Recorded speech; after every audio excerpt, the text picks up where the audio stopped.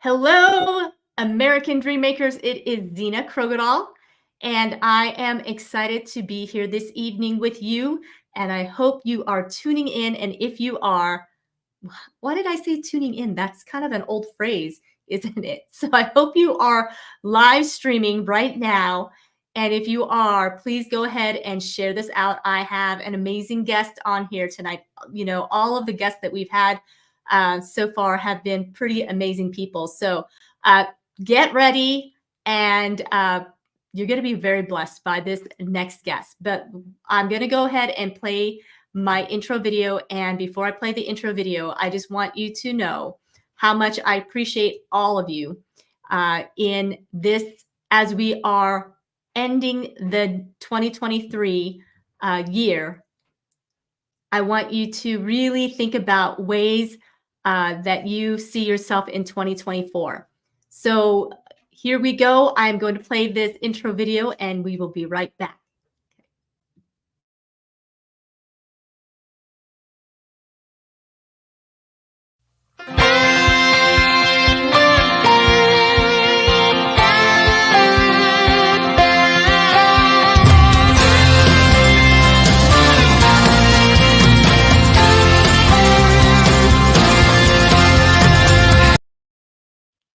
Hello, hello, hello. It is so great to be on here with you. And how is everything going for you? And how is your evening right now? Right now, it's actually pretty mild temperatures for being winter time. I don't know how it is where you guys are at, but love to hear from you. Please go ahead and share this out. I've got an amazing guest coming on with me. It is Miss Suzanne O'Connor, and she has done so many great things. My goodness, let's just get to it because she truly is an amazing woman. So here she is. Hi, Suzanne. How are you? Hi, Zena. Great. Thank you. Good. I'm so glad that you're able to be here this evening. And I just want to tell the viewers right now that if we are live on StreamYard right now, so if you can go to streamyard.com/Facebook and give Facebook permission. That way, when you comment, we can actually see your name and it's fun. And if for some reason you can't go to StreamYard, then at least if you tell us your name, type your name afterwards. Otherwise, it just pops up Facebook users. So I just wanted to just mention that real quick. Suzanne, tell us where you are at, and is there any snow right now? No, thank goodness. It did snow a little bit the last couple of days, but nothing stuck. We've had kind of a mild winter. I'm about an hour west of St. Louis, Missouri. So typically for us, this is pretty cold, but in St. Louis, the thing is, if you don't like the weather, stick around a day, it'll change. And that's the way it's been. So we've had a pretty mild winter so far. Fingers crossed. How long have you been in St. Louis, Missouri area? My entire life. So we'll keep that part a secret. But I was born and raised here. Oh, wow. Born and raised there. Mm-hmm. That is pretty amazing. Now, is it a town where a lot of people are born and raised there and they don't leave? Or is that kind of an unusual thing that you have been there your whole life? Oh, I don't think it's real unusual. It's, honestly, it's the Midwest. I'm sure a lot of people do leave, but we kind of have a lot of people that also just hang around. It's not a bad place to be. Well, that's really cool. So in the town that you grew up in, is it a rural area or are you in the big city? Well, now I've lived all over in the area. So I probably grew up more in the suburbs. And then, but after I was married, and where we currently live is out more in the country a little bit outside of St. Louis. And we have 16 acres and horses. And so I have that life and love it. So kind of been both sides of it, suburbia and out a little bit with some acreage. 16 acres. That's a lot of acreage to take care of. Yes, that's my husband's job. And how many horses do you have? We have 2. Yeah, we've had more. We've had 4, but we're down to 2, and we love it. It's just one of those parts of your lifestyle that you kind of have, and and enjoy and don't seem to ever outgrow it. Wow. So you've been riding horses since you've been able to walk. Is this the case? No, I actually didn't start riding until probably later in life. Always loved horses, always wanted to be around them. And then finally was able to get a horse with my dad, helped me out with that. And then you kind of envelop your circle of friends and they help you along the way. And then I started barrel racing and I did that for about 35 years. So we went to a lot of rodeos. My husband, he's a team roper. So it's a common interest that we share that we love. And had some ministry work involved with that. He did as well. So it's been fun. It's been good. Now, I'm not still barrel racing though. I kind of gave that up. I gave that up about 2 years ago. I decided, okay, I think maybe my horse and I, we will just have some nice, lovely trail rides together and let him enjoy his retiring years and mine as well. But my husband still ropes. He still enjoys it. So, I mean, 35 years of barrel racing, Suzanne. That's honestly pretty phenomenal because that takes a lot of physical stamina to be Mm-hmm. able to barrel race. And not only that, tell us about all the things that go on when you're barrel racing. I mean, you're using muscles you normally don't use, but then you're also having to think really quickly. So tell us what that feels like. Take us through that a little bit for 35 years of barrel racing. Well, you don't do a lot of thinking at the moment when you're barrel racing. You're just trying to remember to continue to breathe. There's so much work involved with barrel racing because there's you've got to keep your horse conditioned. You have to be conditioned. So you're doing a lot of practicing, a lot of riding through the week. We get to the barrel race. It's a long day generally. You have to wait for your time to compete like any other sport. You're there for a while.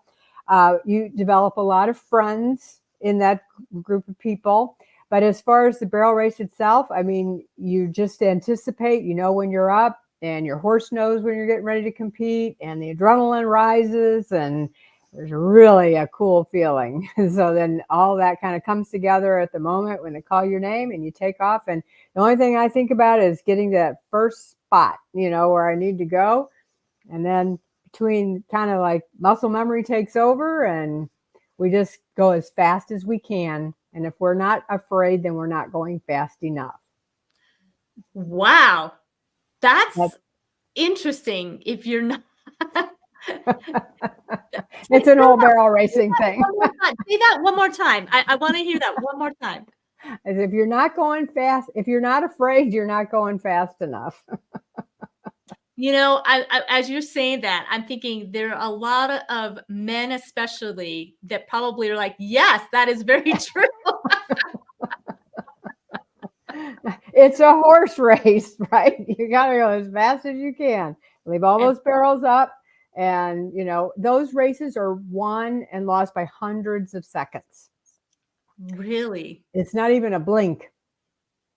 And so it's super, super competitive, but it's so much fun. And it's great to be, one with your horse and doing that competition. I've learned a lot of life lessons from barrel racing and just being with horses and just the discipline of it.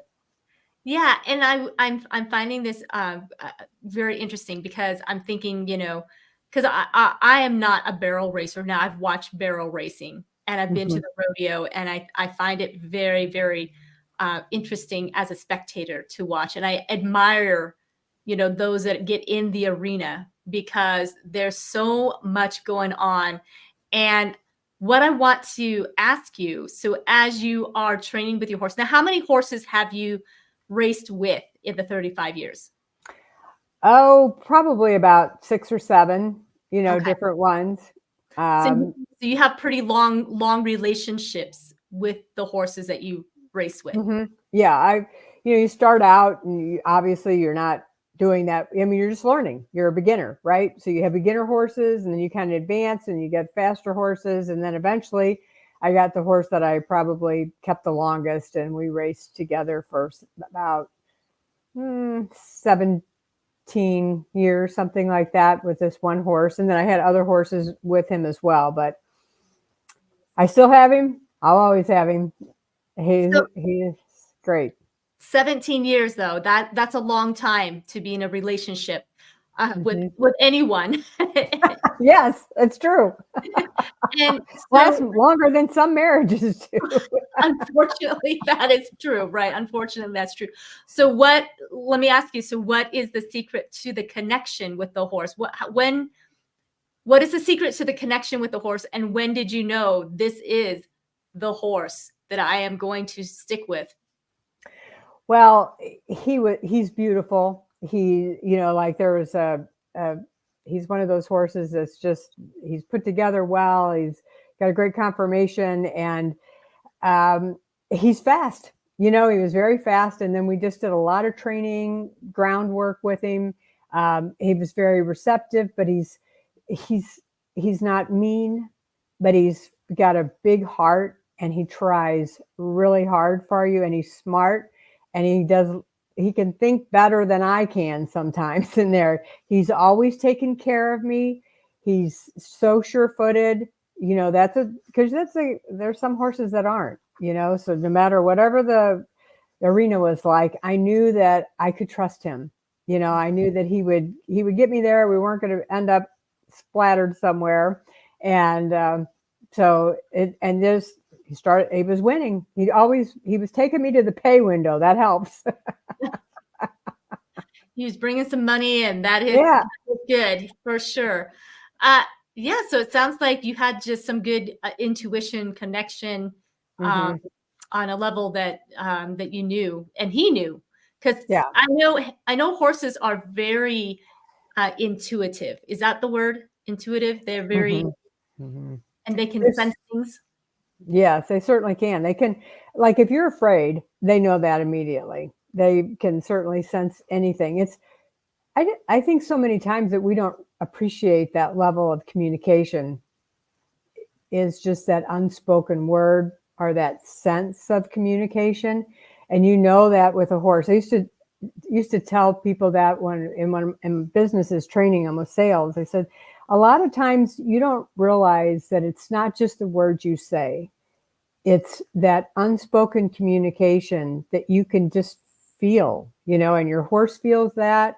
You can feel that in other people. There's a sense of that that's out there. And, don't, so if in your mind you've got something going on and your mouth is saying something else, you know, don't be surprised that they're not believing you Yeah. because of that sense that you people get. Well, and actually studies have shown that the nonverbal communication is about 97% body language Right. versus Hmm. verbal language. And Right. so you're right. Many times as humans, I think we're not quite as in tune as we should be when it comes to that. But the animals, because we don't speak the same language verbally, our communication with animals really is nonverbal and on Hmm. the subconscious. Uh, so Chris is here. He says, "Hi, Chris." He says that's some really good horse sense. Told you I learned a lot from those horses. Yeah, yeah, I would imagine you did absolutely. So as you've learned from those horses, and so tell us what you do and how long you've been doing it for. Well, I've owned 4 different businesses. This is kind of like my third that I'm in now. I'm a health insurance broker, so I really help people solve their health insurance problems. I've been doing that for about 9 years, and then the fourth business was getting my book going, and we'll talk about that in a minute. But prior to that, I had been in fitness franchising for about 17 years. So I was helping people with their fitness goals. And then prior to that, I actually was in owning and operating a restaurant. So the joke was in the town that I did this was that in our restaurant, we had great big chicken fried steaks, right? And so the joke was, so for 9 years, we fattened everybody up. And then after that restaurant closed, then we went into the fitness franchise business. So we were trying to help people lose weight. So it's kind of how that started anyway in our hometown. But so it was another business. I feel that probably what always brings a person reward is if you're in a business where you're helping people solve problems, and you're that's what helps bring you some good reward as far as just having successful businesses. So right now it's selling health insurance, and we just got through a crazy time, open enrollment. So whew, made it through another one of those. You're glad to be done with open enrollment is what Oh you're yes, yeah, yeah, for so, sure. and how long have you been doing the health insurance for? About 9 years. 9 Just years now. hmm It was Wow. started out as a part-time job. When I got done with the fitness franchising, I thought, well, maybe I'll retire, maybe I won't. And then there was an opportunity to do this. I thought I'll just do this part-time, but it's grown into a big business. So it's good. Well, and if you're enjoying it, why not? Right. That's what I say. Yeah, yeah. Plenty of time to sit around and on the front porch on the rocker.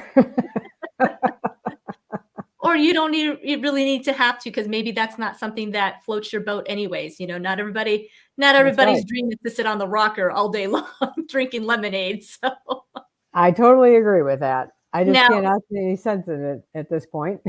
right. And so do you have kids as well, Suzanne? Do you have a Yes, I do. I have two sons, and then I have three stepdaughters. So I have a blended family. And so together we have 11 grandchildren, nine of them boys, two girls. And so we have a big get together when we're all together. And so it's been great, though. I didn't always get that path straight. I didn't get that marriage the first time around, but eventually prayer, and you learn from your mistakes. And I did. We've been happily married now for like 18 years. So wow, congratulations. That's pretty exciting. yeah, No, yeah, and you know what? That's the journey we walk. We learn. There's just things right. that happen in life, and hopefully we learn from it so we don't repeat the mistakes. And I'm so glad to hear that you ended up with a great husband. Sounds like, and that you enjoy a lot of the same things, which is awesome. And as him being a roper, that's also quite a activity. Hmm. People have lost fingers in roping. Oh So yeah, for sure. so it's not as easy as they make it look, people. No, no. Unfortunately, I've been around when that's happened, and it's not pretty.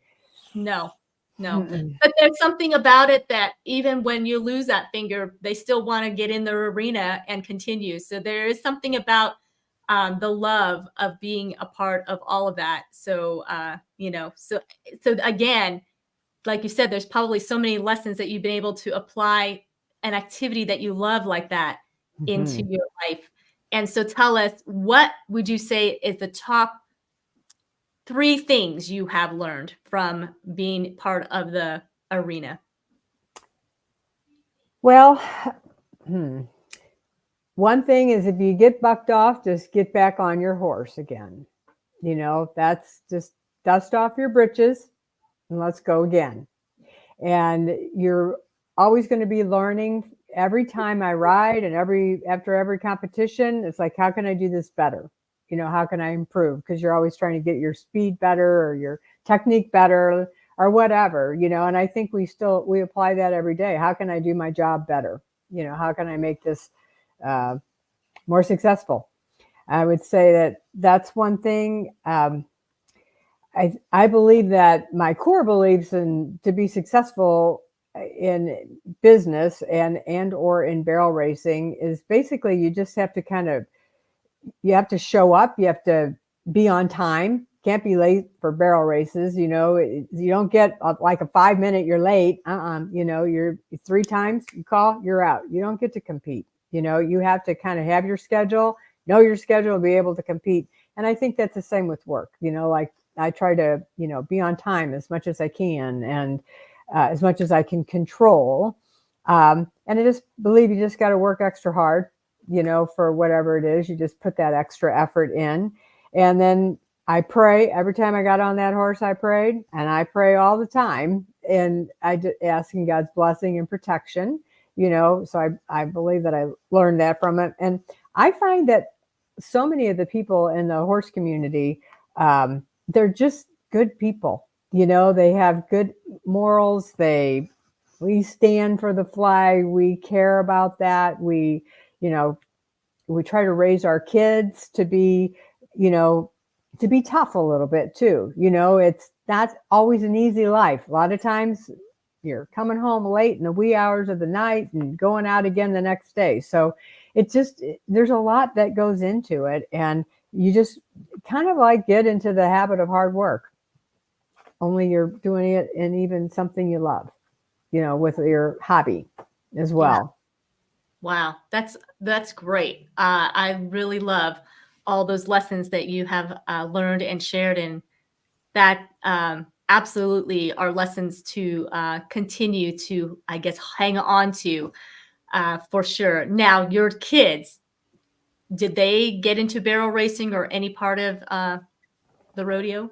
Not really too much. I mean, they rode, and we all had horses when they were little, and they did some barrel racing and competing when they were younger. But then when they got in school, we lived rurally in the country, where we had our horses, but the kids went to school more in the suburbia area. Well, none of their friends were riding horses, right? So they ended up doing baseball and soccer and all that. And all their kids are into the sport. So, but they learned a lot. They had to take care of horses. That's the other thing. I mean, you have to get up, you got to feed them, you got to clean up. There's a lot of discipline that's involved with that as well. And they had to do that, even though they weren't competing, as much. And then probably when I started competing more, they were grown, and gone. So, then our hay help left. We had to start doing it ourselves. Would you say that you started competing more because they were older and you didn't have little ones to take care of, and so now Yeah. you have more time for that? Yeah, I had more time, and that's when I got into it more. That was kind of the progression of my time. I had horses before that, but I was just learning. I was learning all about horses and, just getting involved. I didn't start off just barrel racing. So there was a lot of trail rides and a lot of learning about them. And then eventually I started going to develop the love for barrel racing, something fun to do with them. And I'm a competitor.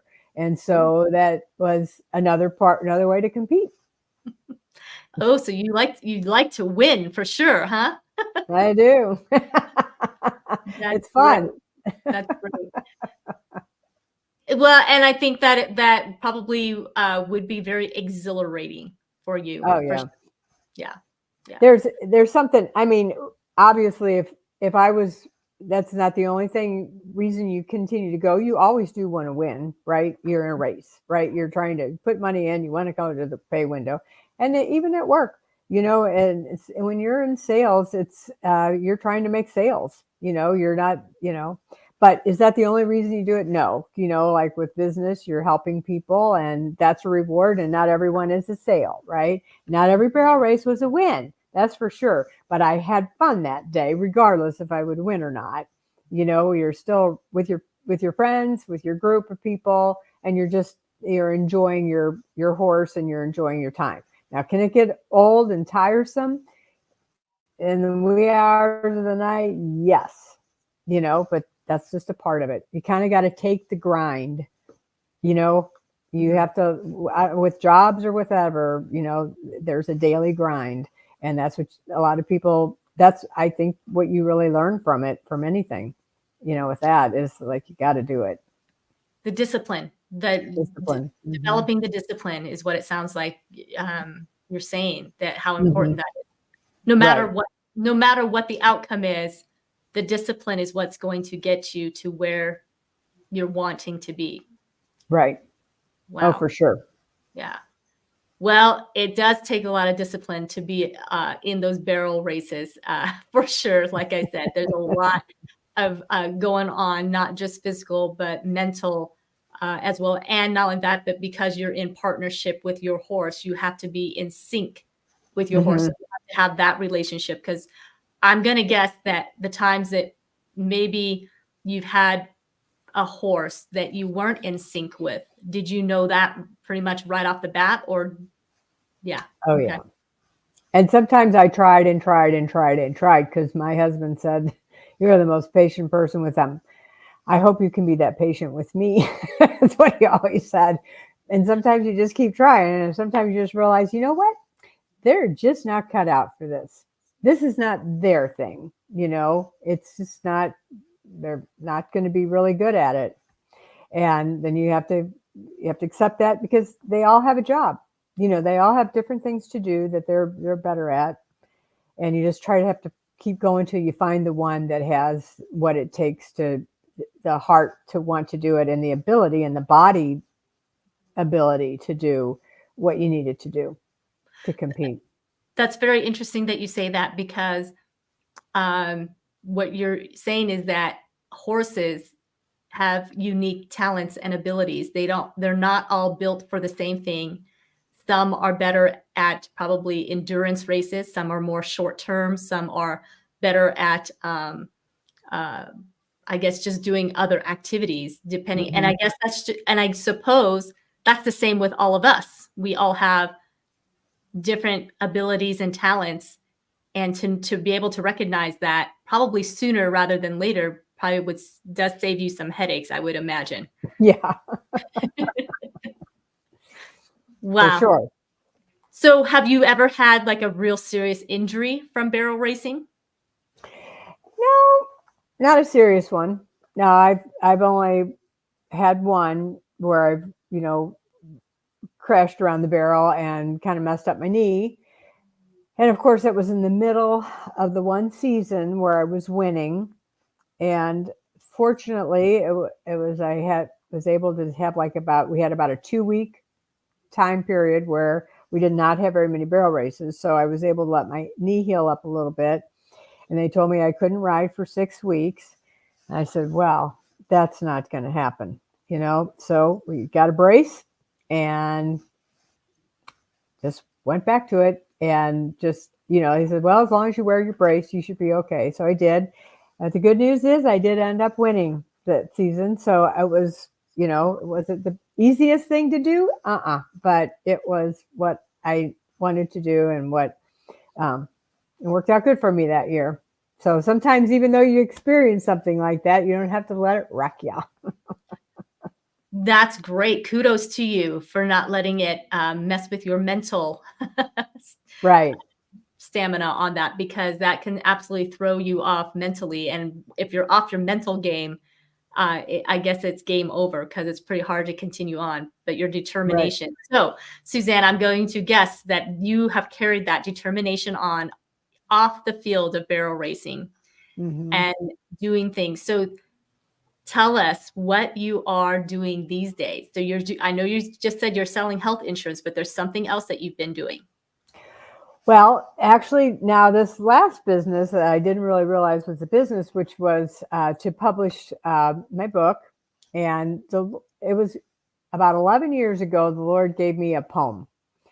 I had a lot going on. This is before I was even selling health insurance, and a lot of uh, irons in the fire. And the next thing you know, I one night I had a dream, and in this dream, I everything I had a big event, and everything was just falling apart, crashing around behind me, and it was horrible. So the next thing, I woke up the next day and I asked, it was like so vivid, and the Lord, I felt like the dream was from the Lord, and I prayed about it, and the Lord gave me a poem. Now I know it was from the Lord because honestly, Zena, I have never written a poem in my life. Never, ever, ever. So I sat down and I just wrote this poem. And wow, I read the poem and I was like, wow, okay. It helped me so much. It helped me put in perspective what I was doing with my life, how I was overcrowding, all these different things. So I would read that poem and I would feel like I would get a lot of comfort from the poem. I realized that I'm not in charge, even though I think I am. And it just helped me in so many ways. And then after a period of time, there was a really snowy winter, And I felt like the Lord was really impressioning me to kind of dig a little bit deeper. And I started writing a chapter, kind of like a little book about the poem. So each verse, there was 12 verses of the poem. So each verse, I wrote a chapter in the book and just kind of pressed into God for more of the meaning of it and how to apply it more in my life. Did that, got through with that, and so then I took it to my pastor up at church, and he goes, "Wow, this is really good. You think you could do some small groups on this?" I go, "Well, I guess I could." So I did that for a couple of years with it, and then it was time to publish a book. I was like, I just didn't know how to do it. I didn't have the money. I didn't really know what I was supposed to do with it, you know. So then I was starting this health insurance deal about that time, and I just put it in a drawer, and then I forgot. I just never did anything with it. And then uh, about a year or so ago, I started getting involved with. I listened to Coach Burt. I know you're familiar with him, America's Coach. And he was inspiring. It was like he was talking to me. Like that God is giving you something in your heart to do, to share to the world, song to sing, and what are you waiting for? And I was like, well, and I just felt so convicted. Like, yeah, I mean, I've always felt bad that I just didn't really ever share that any further, and so he helped me. He helped me by showing me who to help me get the book published and how to kind of go about it. So I finally was able to get the book published. And so it was kind of a journey because this was all happened this past year. And I was learning so many new things about how to do all this and the social media. I wasn't a social media person at all, still really not. And so learning that whole big learning curve of that and getting all this book done. So pretty. Whoever designed the cover was really nice. It's really turned out pretty. Tiny little book though. Okay. Not a big book. That doesn't take you that long to read. And then the interesting thing happened through all that. I ended up going for my annual mammogram, and I ended up unfortunately with a breast cancer diagnosis. And I remember it very well. I was like right before April 1st, because I remember it was the day before, and I remember waking up on April 1st thinking, oh, I just wish this was April Fool's Day and I didn't have this, because everything was so positive with the book and everything was going well. And then, to have that. But you know what? It ended up, it was a very small, a very operable cancer, and all that's been surgically removed. I was very blessed. My son had worked in the oncology field for a short time, and he was able to get me hooked up with a machine that instead of me having to have 40 radiation treatments, I only had to have one, which I don't know if you know anything about that, but that radiation is bad stuff. So I was blessed again. And all this whole time as I was going through this book was coming out, being all these things. And it was like kind of two worlds walking next to each other, like it was great. And then it was not great, but all through it, my husband and I had a tremendous sense of peace. And I can tell you that came from this fact of being able to spend every day with God, every day within reading the word, praying, journaling. And I would be so afraid. I tell you, when you get that diagnosis, you're like, that's just a bad word. You just immediately think you're going to die. And what I didn't really realize is that doesn't mean that, and I think we sometimes treat other people like that, like you hear that and you just think that, but that's not the way we really need to think about this. Can it happen? Yes. But there's a whole lot of people that don't die and recover from it and are treated by it. And so it kind of opened up an entire different world for me, to see that side of it. I was afraid, yes, but I was never, I was still in peace. I always call it in peace, not at peace, because I think being in peace is more of a state of being but if you don't really have that really rock solid like relationship, I I don't know how you kind of get through it, because that was my comfort. Like no matter what happened, God's in control, and I'm going to leave it in His hands. And so we had a lot of peace about it, and so everything's going fine now. I don't have any cancer. I don't have to have chemotherapy. I'm just taking um, a a pill for 5 years that would potentially block anything from coming back. And so kind of going through that, and then watching the book and kind of going through all that and learning from how to get that to the market and what we need to do to try to present that a little bit, to try Yeah. to share it, because that's not an easy thing to do. I'm telling you, the first time, have you ever written a book, Zena? I'm in the process of writing a book. So yeah. Kelly says, hi, Suzanne. She's so proud of you. Oh, hi, Oh, Kelly. Thanks for being on here. And hi, she also, Kelly. in peace, not peace. Brilliant. Yes. I love that too, for sure. Yeah. So I'm in the process of writing a book, and it's not easy. Well, the book writing part to me wasn't hard. You know what's hard?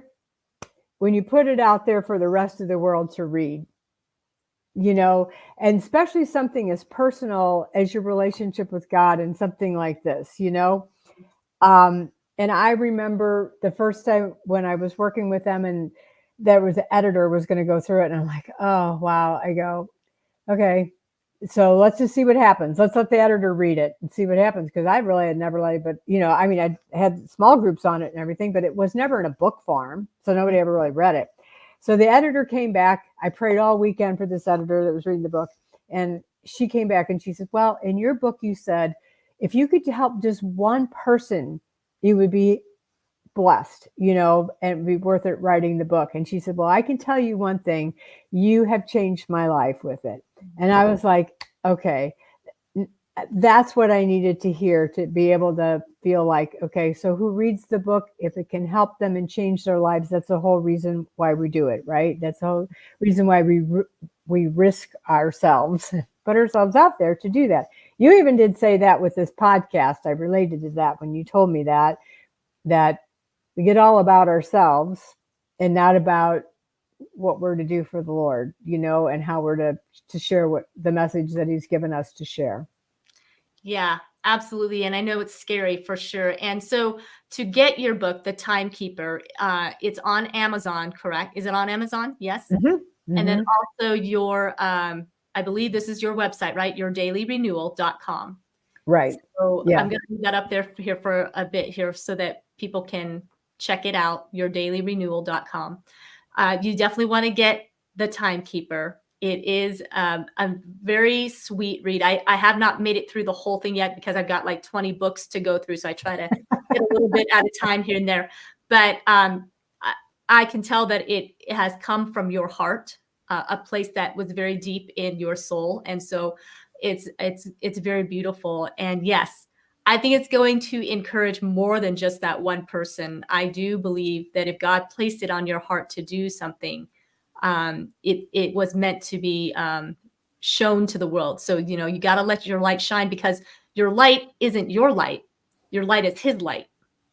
And I think, right. right. And I think because we're humans, let's just face it, we're humans. So we think about ourselves a lot. That's just, Yeah. and how we feel and what people might think. And, so yeah. So if I put this out there, what if somebody rejects it? What if somebody says, oh my gosh, you wrote that? Mm-hmm. And so those fears come in. Oh yeah, that's so beautiful. It will impact so many. Yes, Kelly, definitely. And can I put the link in here to check it out? Yes, absolutely, Kelly. If you can put the link in there, that'd be great. Let me see. Actually, I might. If you can put it in there, that'd be great. Let me see if I can do it on my end too. Because if you put it in there, I think it definitely stays, Kelly. If we can go to it, because it would be great for others to get to that screen for sure. And so so many times I think many of us bypass that still small voice because we'll come up with all sorts of excuses. At least I do. Maybe I shouldn't say we. I come up with all sorts of excuses. I shouldn't speak for everybody. But in the end, if I am a follower of Jesus Christ and I say that I love him and that my life, truly belongs to him, then the reality is I've come to realize that my life really doesn't truly belong to me. It belongs to him, and it's belonged to him all along. And so I need to just surrender to his purpose. Like, we spend so much time trying to figure out our purpose in life, right? And yet God has already determined our destiny, our purpose before we were even born. I mean, he says he knew us before we were even formed in our mother's womb. He knew us and he already set us apart. So Suzanne, I'm very proud of you that you have done such an amazing step of obedience and step of faith. And with that, I want to lead into, so you've got this book and then you have something else going on in January. Yes. So I, through work too, I met Kimberly Stevens, who you've had on your show. And we found that we didn't know each other very much, that she had written a book. She went through cancer. We had a lot in common. And the next thing you know, we've gotten to become friends. And I read her book, and then she introduced me to you. And now we have the Amplify. So she's going to be a speaker, and I'm going to now be a panelist on the Amplify. It's a summit, and it's in North Carolina, the 27th. And I'm very excited about it because anytime we have an opportunity to bring a lot of strong Christian women together, it's just amazing what can happen. Anytime you bring a lot of strong, faith-filled people together, God moves and things happen, and we're all strengthened by it, and we're all learn from it. So I'm very excited to be a part of that, because I've always said, if there's any way I can get more God, then let me have that. Right. And so I think we're going to have a lot of that on that day, and can't wait to get there. So hope everybody else can find it in their schedule and find some time. I mean, it's winter. You need a little break. Grab your girlfriend and come to the summit, right? And be lifted up. There's so many powerful, wonderful speakers there. I can't wait to hear all of them myself, because anytime you get involved with anything like this is just nothing more than a way for God to help, lift you up as well. And like you say, he owns it all. I've always said that, even with businesses or whatever, God said, I've always taken care of you. I always will. Right. And so I believe that he will do that with all of us, as scared as we all might be going there and doing that, being at one of the first big conferences. But I believe that he'll be with us, and he'll help us get across the message that he wants. And something else you said, Zena, I find lately that I feel like that what we need to do is really look at ourselselves and embrace our life, the good and the bad, that all of that, because we can, and we embrace it, not in spite of it, but because of it. Like, if I didn't have those failures, if I didn't have those mess ups, if I didn't have all that stuff along with the good things and the positive things, then you're just not as, you're not learning, like, we just have to kind of learn from our failures. And like we talked about, am I going to not have some not so perfect times? Yes. And we all are, but we just have to kind of move past that, learn from it, and then just grow with it. And that's what I think helps us to be, if you think about, there's no perfect people out there. So why does God use us? We're not perfect. Well, it's because there just aren't any of us that are perfect on this planet. So he just has to work with the best of us that he can and kind of teach us along the way. So our messes can become our message. Absolutely. He uses all things. Oh, I love you both. May God continue to bless you. Facebook user. I'm not sure who Facebook user is, but I'm sure it's somebody very, very lovely. And I'm sure it's somebody we love too. Yeah. So, and Kelly says that she can't wait to be with us all there in January. We can't wait to see you either, Kelly. Kelly, you are an amazing woman and very Oh, yeah. inspirational as well, and doing so many good things. And yes, agreed that it is a great way to kick off the new year, January 27th, Amplify Your Life Women's Summit. And yeah, come and enjoy a weekend of just being able to receive and getting poured into, and to be able to meet other women just like Suzanne, who has grown and learned so much over the years. And you can hear in her voice that her faith has been strengthened, because of it. And yes, message can become our message. Love it. I know Suzanne's just dropping a bunch of great bombs here tonight. So it's fantastic, So, and again, you want to get the Timekeeper. It's going to be a book that will absolutely lift your spirit and soothe your soul and give you hope. And and in this world of all the craziness going around us, we could use a lot of hope, actually, and a lot of encouragement. For sure.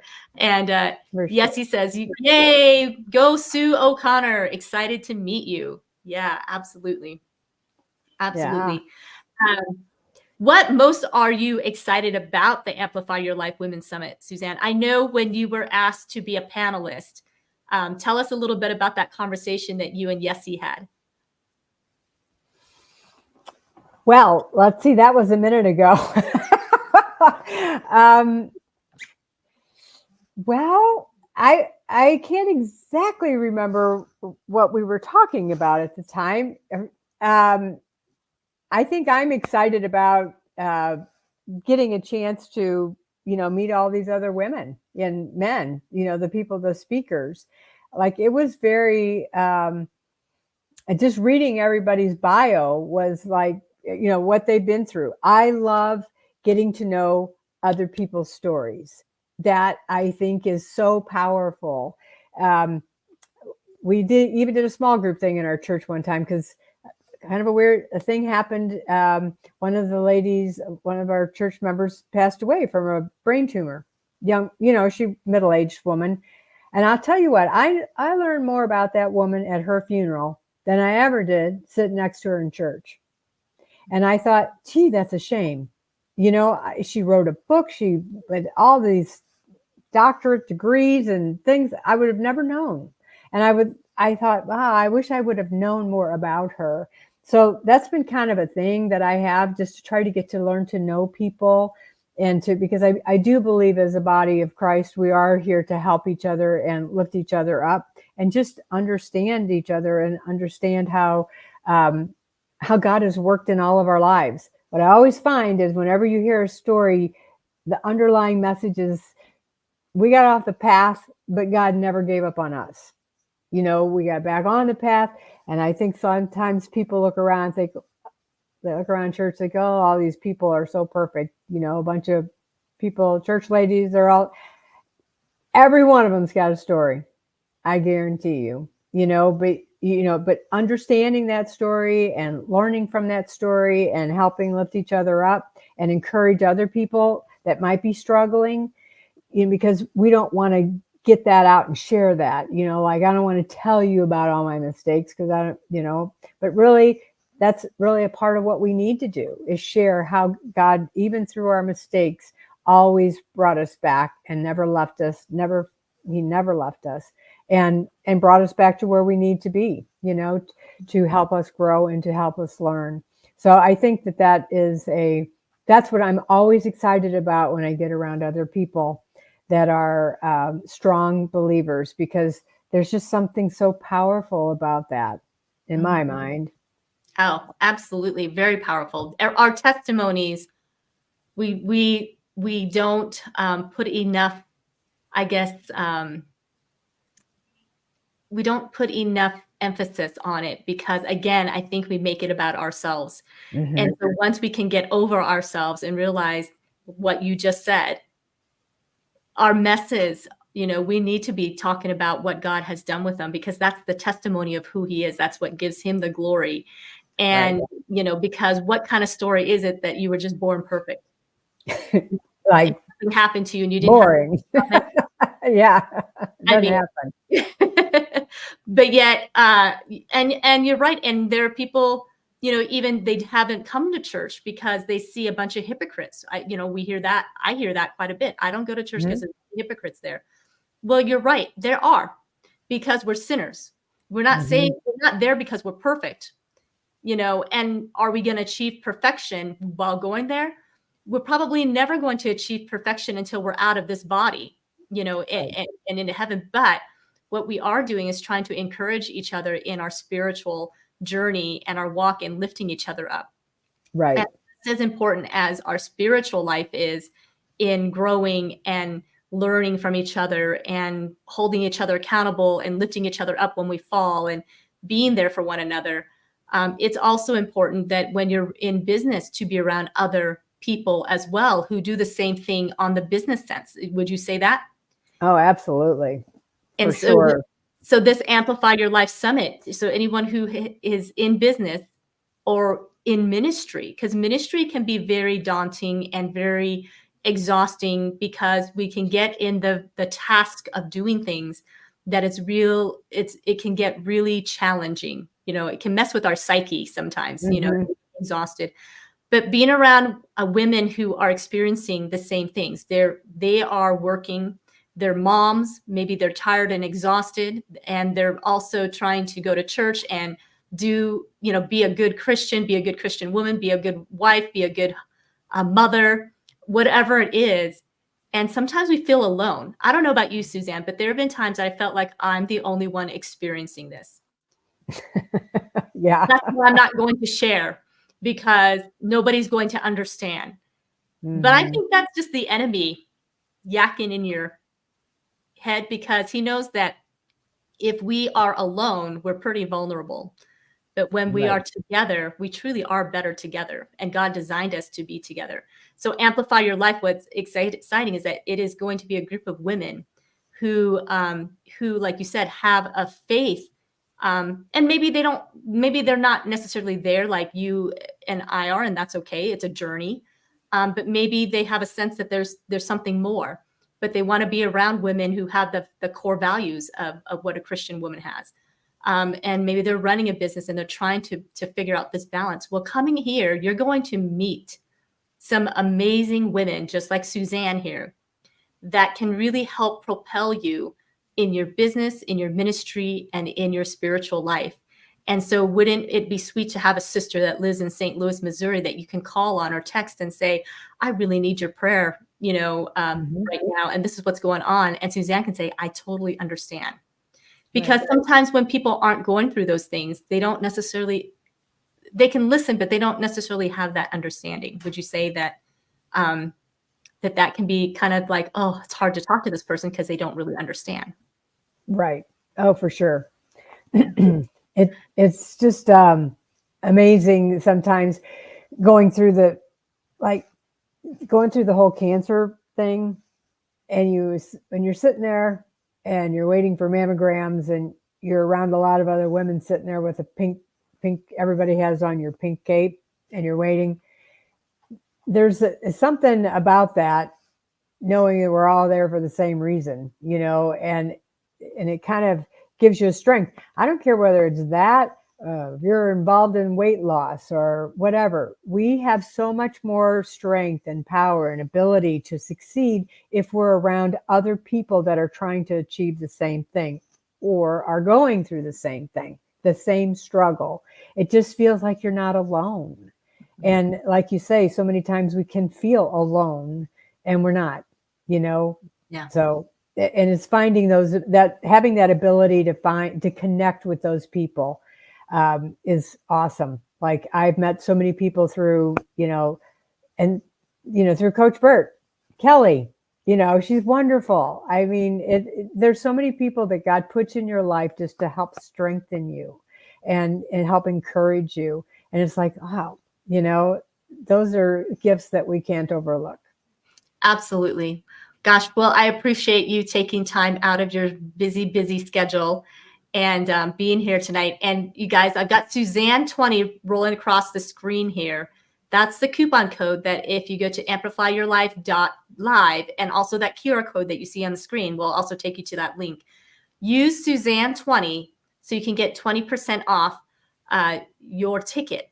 And I want to encourage you to not just do the general, although the general is fine if that's what you want to do, but I want to encourage you to really consider upgrading, because in the upgrading especially to the ultimate experience, you are going to get to meet Suzanne and the other speakers and panelists and really get to know them and be in the same room with them. And I tell you, that is so amazing, because it's one thing to see them on stage and hear them and be inspired, but that it's another to be able to spend some time with them. And then we've also got some special bonuses that are happening, which I won't reveal right here, right now, but it will be announced here pretty soon what those bonuses are, bonus experience. But you're not going to want to miss it, because it's going to be pretty amazing. So Suzanne 20, amplifyyourlife.live, and also get her book, The Timekeeper.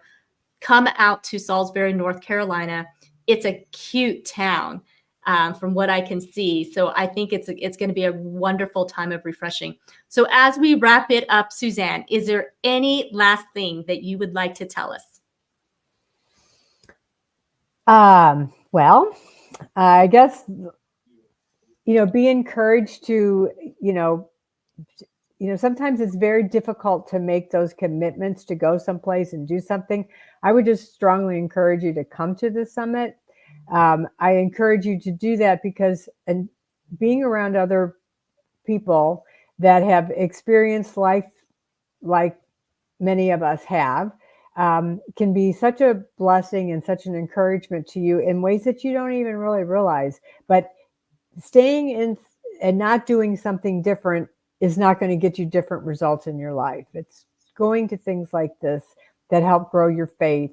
And who doesn't want more faith and more ability to handle whatever is going to come along? And think of all the wonderful people that you will get to meet. So I'm just very, very thankful that God gave me the book, and he's given me a platform to share his love and to encourage people just to not try to squeeze him in your day, but to make him the most important part of your day. I really like that. Don't squeeze him into your day. Make him the important part of your day. That is so true, because if we just squeezed our husband into our day, guess what happens? That's true. Turn out so well, right? That's right. So we are so excited, Suzanne. I'm excited to meet you in person. I'm excited to absolutely be in the same room with you. I know it's going to be what is really exciting is that it's going to be such full of wonderful energy with all the speakers and the panelists that are coming, and even the people who are signing up. They're getting so excited. And so I'm excited to be in the same room with that. And with that, I think, how can you not go away changed? So right. I think I'm going to do an amazing thing for sure. So continue on the good fight, my friend. I am so glad that you are a person who does not give up very easily, that you want to win. So you're finishing the race. Your endurance is absolutely phenomenal. So you are going to do very, very well. And I'm just so glad that I get to know you. I'm so glad that Kimberly introduced us. And I look forward to the future, to what the future holds for you, Suzanne. So happy New Year. Thank you. To you too. January 27th in Salisbury, North Carolina. So we'll say goodbye now. All right. Bye. Thank you. All right, you guys. What an amazing lady, right? Suzanne. Oh my goodness. Such a lovely, lovely woman. Absolutely get her book, on Amazon. I believe Kelly put that into the comments. So get your book, The Timekeeper. Absolutely share this out. If you're watching this on the replay, let us know. And if you have any questions at all, please type it into the comments, and we'd love to chat with you.